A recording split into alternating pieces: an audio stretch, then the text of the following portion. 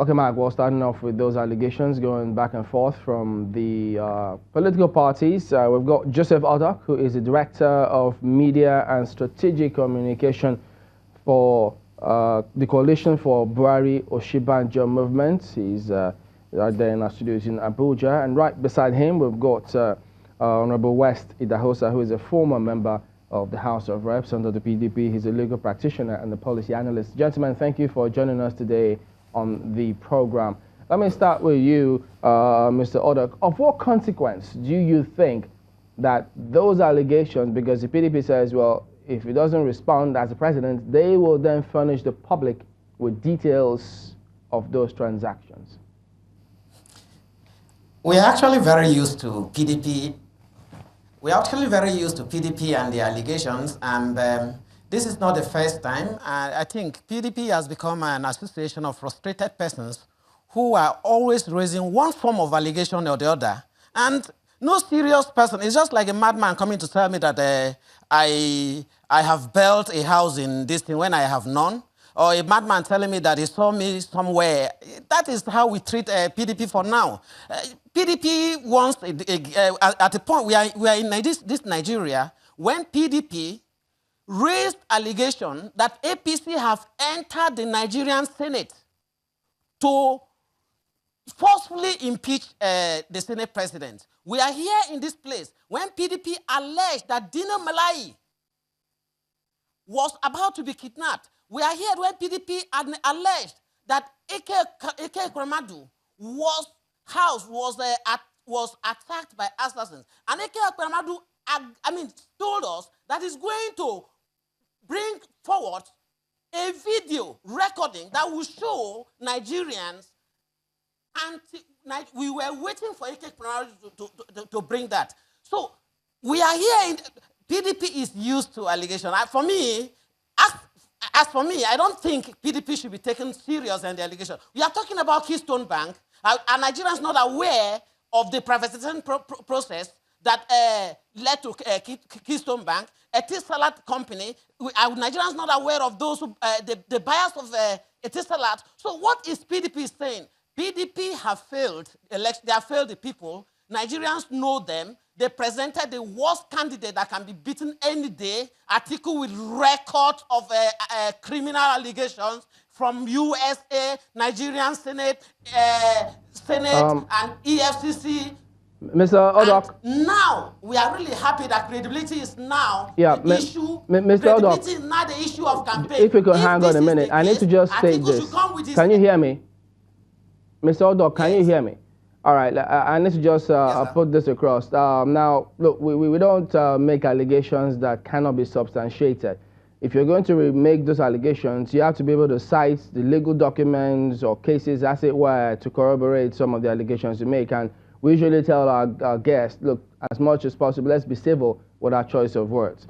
But having said that, I need to get Honorable Idahosa to weigh in on this matter. Do we just, because he's tried to paint a history of allegations that PDP makes, according to him, without substantiating them. So, to that extent, do we consider this as one of those? Well, I think that, as a matter of fact, every allegation must be treated on its own merit. And you know that these allegations are serious matters. They are not for propagandist approach.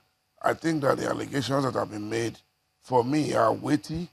And coming from the candidate of the People's Democratic Party, I expect that he understands the gravity of the allegations he has made. And the fact that they are threatening this time around to back it up with facts and figures, or probably documents, to be made available to the Nigerian public, makes it even more serious. So it's not just about sloganeering about past allegations made by the PDP. Every allegation must be isolated and must be treated seriously in its own right.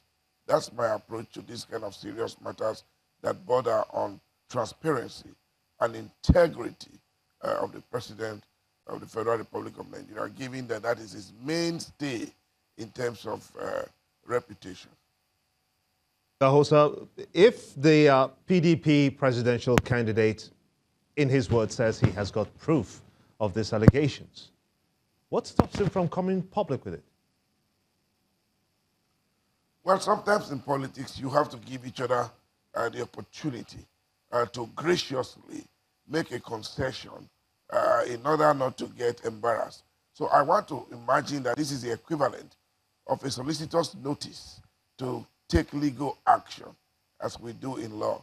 I want to believe that the statement made by the PDP, quoting his presidential candidate, is an invitation for the president to do the needful and make those explanations that he may need to make in the event that he knows something about what Atiku is talking about, failing which we will then expect that this information be verified and concretized by the release of ample information, probably backed with some level of documentary evidence. Because the APC, by and large, believe that their presidential candidate in the person of Mr. President will not do what you want, which is to resign or make available those demands. But if you look at the flip side of it, does it then translate to telling the APC government that your works under the corruption agenda which you came into office are faulted? Well, I think that you must understand that the APC present regime, headed by Muhammadu Buhari, came into power largely on three fronts.